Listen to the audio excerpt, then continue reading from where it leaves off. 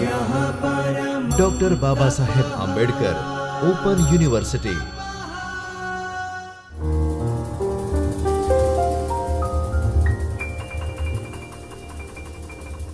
નમસ્કાર તાલીમાર્થી મિત્રો. Doctor Baba Saheb Ambedkar open યુનિવર્સિટીના શિક્ષણ શાસ્ત્ર વિભાગમાંથી ચૈતન્ય સ્ટુડિયોમાં હું ડૉક્ટર હિના રાવલ હૃદયપૂર્વક સ્વાગત કરું છું.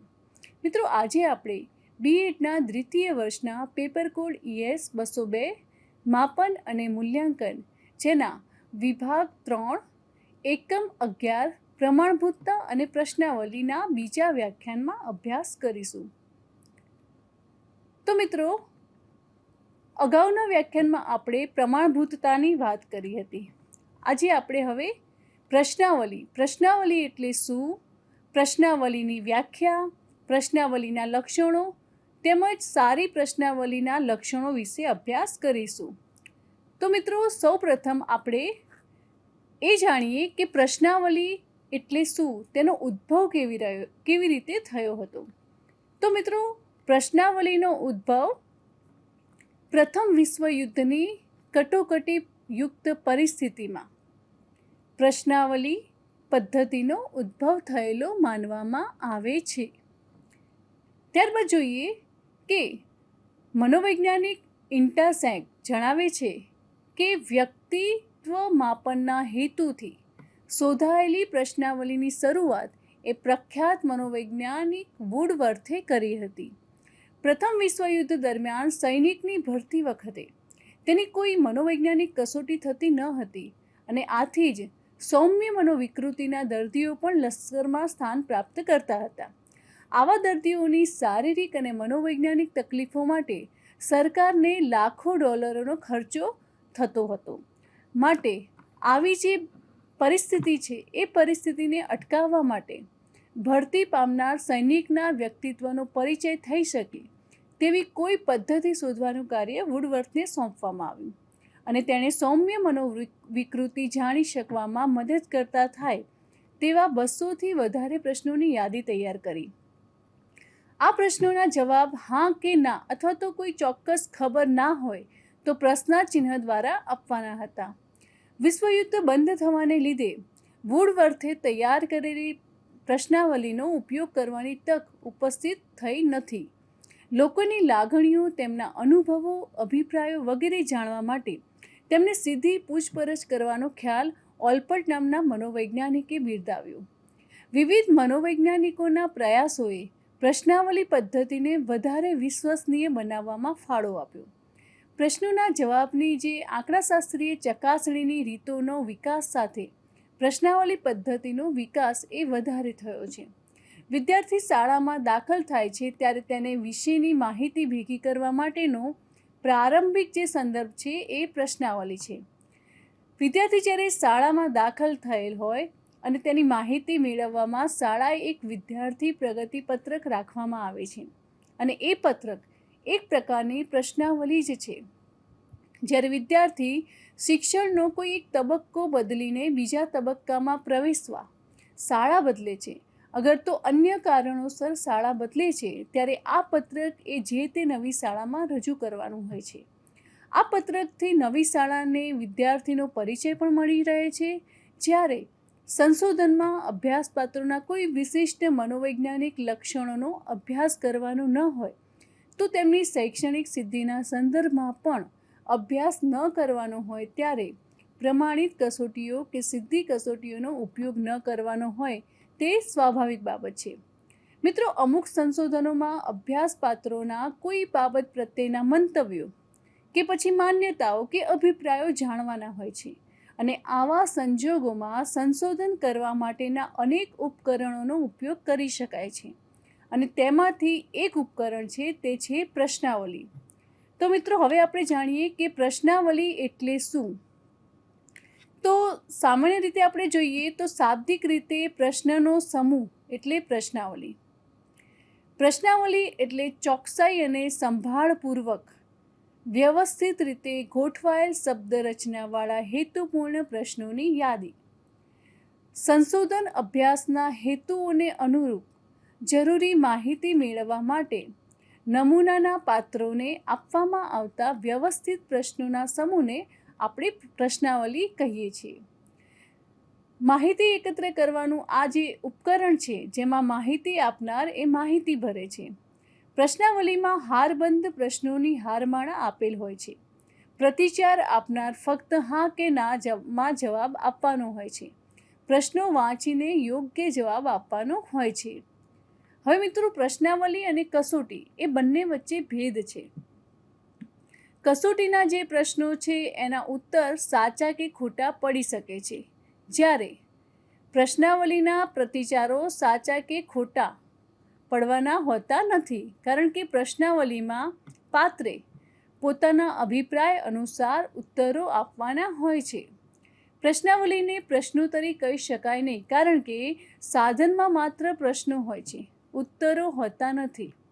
ઉત્તરો તો બાદમાં આપણે મેળવવાના હોય છે. સામાજિક વિજ્ઞાનોમાં થતા સંશોધનોમાં જરૂરી માહિતી મેળવવા માટે આ સાધનો ખૂબ જ ઉપયોગ થાય છે. પ્રશ્નાવલીનો ઉપયોગ મોટા ભાગે સંશોધનાત્મક કાર્ય માટે થતો હોય છે, પછી ભલે એ નાના પાયાનું સંશોધન હોય કે પછી મોટા પાયાનું. સૌથી અગત્યની બાબત એ છે કે પ્રશ્નાવલીમાં અભ્યાસપત્ર જાતે પ્રતિચાર આપવાના હોય છે, અને તેથી ફક્ત વ્યક્તિઓ પાસેથી જ પ્રશ્નાવલીમાં તેમના પ્રતિચારો મેળવી શકાય છે. હવે મિત્રો, આપણે પ્રશ્નાવલીની વ્યાખ્યા જોઈએ કે શાબ્દિક રીતે પ્રશ્નોનો સમૂહ એટલે પ્રશ્નાવલી. પ્રશ્નાવલી એટલે ચોકસાઈ અને સંભાળપૂર્વક વ્યવસ્થિત રીતે ગોઠવાયેલ શબ્દ રચનાવાળા હેતુપૂર્ણ પ્રશ્નોની યાદી. હવે આપણે E.L. બોગાર્ટ્સે આપેલી પ્રશ્નાવલીની વ્યાખ્યા જોઈએ કે પ્રશ્નાવલી એટલે વિભિન્ન લોકો પાસેથી જવાબ મેળવવાના હેતુથી આપવામાં આવેલા પ્રશ્નોની એક યાદી કે જે નિશ્ચિત અને પ્રમાણભૂત પરિણામ પ્રાપ્ત કરે છે, અને તેનો આંકડાશાસ્ત્રીય રીતે અભ્યાસ થઈ શકે છે. ત્યારબાદ આપણે પ્રશ્નાવલીની બીજી વ્યાખ્યા જોઈએ, જ્હોન ડબલ્યુ બેસ્ટે આપેલી કે પ્રશ્નાવલી એ એક માહિતી એકત્રીકરણનું સાધન છે કે જેના દ્વારા પ્રતિચારક પ્રશ્નનો જવાબ આપે છે કે પછી લેખિતમાં વિધાન પ્રત્યે પ્રતિચાર દર્શાવે છે. જે સંશોધક એમ માનતો હોય કે વ્યક્તિગત આંતરક્રિયા આવશ્યક નથી, તે તેના પ્રશ્નોને કાગળ પર પણ લખે છે અને તેને પ્રતિચારકોને આપે છે, અને તેમના પ્રતિચારો કાગળ પર જ લખીને જણાવવાનું કહેવામાં આવે છે. આ પ્રયુક્તિને આપણે પ્રશ્નાવલી કહીએ છીએ. હેતુલક્ષી અને ચકાસી જોયેલા પ્રમાણભૂત પ્રશ્નોના ઉત્તરો એ સામાન્ય સંજ્ઞા દ્વારા પણ આપવામાં આવતા હોય છે. સામાન્ય રીતે પ્રશ્નાવલી એવી હોય કે જેમાં વ્યક્તિ કોઈની સહાય વગર સરળતાથી ઉત્તર આપી શકે છે. પ્રશ્નાવલીમાં પ્રશ્નો સરળ અને સીધા હોય છે. મોટાભાગના પ્રશ્નો એવા હોય છે કે જેનો જવાબ ટૂંકમાં અને સ્પષ્ટ રીતે આપી શકાય. જવાબ કેવી રીતે આપવા તેની સ્પષ્ટ સૂચનાઓ જરૂર પડે ત્યાં આપવામાં આવી હોય છે. પ્રશ્નાવલીમાં સ્વલક્ષી તત્વ વધુ પ્રમાણમાં આવતું હોવાથી વ્યક્તિના મૂલ્યાંકનમાં તેની વિશ્વસનીયતા ખાસ લક્ષમાં લેવામાં આવતી નથી, પણ પ્રશ્નાવલીના જવાબોનું મૂલ્યાંકન યથાર્થ રીતે કરવામાં આવે તો તેના પરથી ઘણું જાણી શકાય છે. મિત્રો, આગળનો હવે મુદ્દો આપણે જોઈએ, પ્રશ્નાવલીના લક્ષણો. તો પ્રશ્નાવલીના લક્ષણો આ મુજબ છે કે પ્રશ્નાવલી એક અનુસૂચિ અથવા તો યાદી છે. બીજું છે કે તે નક્કી કરેલા ઉત્તરદાતાઓને ટપાલ દ્વારા કે પછી રૂબરૂ મોકલવામાં આવે છે. ત્રીજું લક્ષણ છે ઉત્તરદાતા એ સ્વયં પ્રશ્નોના જવાબ લખીને પ્રશ્નાવલી સંશોધકને પરત મોકલે છે. ચોથું લક્ષણ છે પ્રશ્નાવલી નાના કે મોટા સમુદાય માટે વપરાય છે. પાંચમું લક્ષણ છે તેનાથી આધારભૂત માહિતી પ્રાપ્ત થઈ શકે છે. નંબર 6 કે આ પદ્ધતિ સગવડતાભરી, ઝડપી અને સસ્તી છે. સાતમું લક્ષણ છે એક જ બાબત સાથે સંકળાયેલ વસ્તુલક્ષી પ્રશ્નો હોય છે. આઠમું લક્ષણ છે પ્રશ્નાવલી દ્વારા પ્રતિચારો મેળવવામાં માટે સંશોધકની હાજરી એ અનિવાર્ય હોતી નથી. ત્યારબાદ નવમું લક્ષણ ઇન્ટરનેટનો ઉપયોગ કરી શકાતો હોય તો ઈમેલ દ્વારા પણ અભ્યાસપાત્રો સુધી પ્રશ્નાવલી મોકલાવી શકાય છે. જો કે હવે ઇન્ટરનેટના માધ્યમથી ઓનલાઈન પ્રતિચારો મેળવી શકાય છે. 10મું લક્ષણ છે પ્રશ્નાવલીના હેતુ અંગેની સ્પષ્ટતા કરતો એક પત્ર જે પ્રશ્નાવલીની સાથે મોકલવામાં આવે છે. 11મું લક્ષણ છે પ્રશ્નાવલીના પ્રશ્નો શાબ્દિક કે ચિત્રાત્મક સ્વરૂપના હોય છે. 12મું લક્ષણ છે કે પ્રશ્નાવલી એ કસોટી નથી પરંતુ માહિતી મેળવવા માટેનું એક ઉપકરણ છે. 13મું લક્ષણ છે મોટાભાગે પ્રશ્નાવલીના જવાબો આપવા માટે સમયની કોઈ મર્યાદા હોતી નથી. તો મિત્રો આ તો છે પ્રશ્નાવલીના લક્ષણો. હવે સારી પ્રશ્નાવલી કેવી રીતે બનાવી? સારી પ્રશ્નાવલી એટલે કે આદર્શ પ્રશ્નાવલી એટલે શું તેના લક્ષણો વિશે આપણે અભ્યાસ કરીએ. મિત્રો, પરીક્ષામાં આ પ્રશ્ન ખૂબ જ મહત્ત્વનો છે કે મોટાભાગની પરીક્ષાઓમાં આ પ્રશ્ન પૂછાતો હોય છે. તો હવે એના વિશે આપણે જોઈએ કે સારી પ્રશ્નાવલી. તો પ્રશ્નાવલી યોગ્ય રીતે રચાય તે માટે સારી પ્રશ્નાવલીના લક્ષણો. તો સૌપ્રથમ છે સ્પષ્ટ સૂચના, કે જવાબો આપવા માટે હંમેશા સ્પષ્ટ સૂચના આપવામાં આવેલ હોય છે, જે અગત્યની બાબતની સ્પષ્ટ સૂચના હોય છે. ત્યારબાદ બીજું છે સ્પષ્ટ પ્રશ્નો, કે મિત્રો ઉત્તરદાતા મૂંઝવણમાં મુકાઈ જાય તેવા પ્રશ્નો હોતા નથી. એક સારી પ્રશ્નાવલીનું આ મુખ્ય લક્ષણ છે કે આપણે જે પ્રશ્ન કહેવા માંગીએ છીએ એ ઉત્તરદાતા એને સારી રીતે સમજી શકે, એ મૂંઝાય નહીં એ પરિસ્થિતિ આપણે નિર્માણ કરવાની છે. અને તેના માટે પ્રશ્નો સ્પષ્ટ હોવા જોઈએ, મુક્ત રીતે જવાબ આપી શકે તેવા પ્રશ્નો હોવા જોઈએ. ત્યારબાદ ત્રીજું છે પૃથક્કરણ અને અર્થઘટનમાં સરળતા, કે પ્રશ્નોનું સ્વરૂપ કેવું હોવું જોઈએ કે તેના દ્વારા મળતી જે માહિતી છે એ સહેલાઈથી સારણી દ્વારા રજૂ થઈ શકે, તેમજ પૃથક્કરણ અને અર્થઘટન કરવામાં સરળતા રહે. ત્યારબાદ ચોથું છે અનાત્મલક્ષી પ્રશ્નો, કે પ્રશ્નાવલીમાં ચોક્કસ જવાબ આપી શકાય તેવા પ્રશ્નો હોવા જોઈએ. પરિણામ ઉપર ઉત્તરદાતાના પૂર્વગ્રહની અસર ન થાય. 5મું છે સુંદર છાપકામ.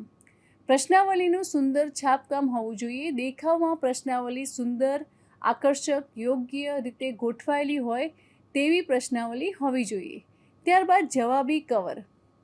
સંશોધકના સરનામાવાળું અને ટિકિટ ચોંટાડેલું જવાબી કવર સાથે હોવું જરૂરી છે, જેથી ઉત્તરદાતા પ્રશ્નાવલી ભરીને તરત જ પાછી મોકલી શકે.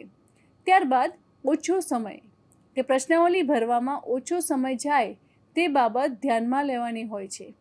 ઓછામાં ઓછા પ્રશ્નો હોવા જોઈએ. 8મું છે સમસ્યાની ભૂમિકા. તો સાચા અને પૂરા જવાબો મળે તે માટે સારા શબ્દોમાં સમસ્યા અંગેની ભૂમિકા સ્પષ્ટ કરવી જોઈએ. 9મું છે યોગ્ય ભાષાનો ઉપયોગ. સ્થાનિક પરિસ્થિતિને ધ્યાનમાં રાખી પ્રશ્નાવલીની ભાષા યોગ્ય હોવી જોઈએ, ઉત્તરદાતાને સમજાય તેવી હોવી જોઈએ. 10મું છે ગુપ્ત માહિતી. પાત્રો દ્વારા અપાતી માહિતીની ગુપ્તતાની ખાતરી આપવી જોઈએ. મળતી માહિતીનો માત્ર સંશોધન હેતુ અર્થે જ ઉપયોગ થશે તેવી પાત્રોને સ્પષ્ટતા થવી જોઈએ. 11મું છે પૂરતો સહકાર, કે પ્રશ્નાવલી ભરવામાં ઉત્તરદાતાનો પૂરતો સહકાર મળી રહે તે ખૂબ જ જરૂરી છે અને તે પાત્રોને સમજાવવું જોઈએ. ત્યારબાદ 12મું છે અગત્ય ધરાવતો વિષય, કે સંશોધનનો જે વિષય છે એ પૂરેપૂરી અગત્યતા ધરાવતો હોવો જોઈએ. સમસ્યા અર્થપૂર્ણ હોય તે જરૂરી છે. 13મું છે સ્પષ્ટ માહિતી. અભ્યાસના હેતુ, અભ્યાસ હાથ ધરનાર સંસ્થા, માહિતી આપનાર પાત્રો અને તેની કક્ષા, પ્રશ્નાવલીનું વિષયવસ્તુ, પ્રશ્નાવલી ભરવા માટે લાગતો જરૂરી સમય, પ્રશ્નાવલીમાં જવાબો આપવાની રીત વગેરે. ત્યારબાદ 14મું છે યોગ્ય પ્રશ્નો. અભ્યાસપાત્રને ઉશ્કેરે તેવા કોઈ પ્રશ્નોનો તેમાં સમાવેશ કરવામાં આવતો નથી, તેમજ બિનજરૂરી પ્રશ્નોનો સમાવેશ કરવામાં આવતો નથી. 15મું છે વિશ્વસનીયતા. એક સાંસ્કૃતિક જૂથ તૈયાર થયેલી કસોટી અન્ય ભિન્ન સાંસ્કૃતિક જૂથ માટે પ્રમાણભૂત રહેતી નથી. અને ત્યારબાદ 16મું છે ચોક્કસ માપદંડ, કે શક્ય હોય ત્યાં સુધી તમામ પ્રશ્નોને કોઈ ચોક્કસ માપદંડને આધારે જુદા જુદા વિભાગોમાં વહેંચવામાં આવે છે.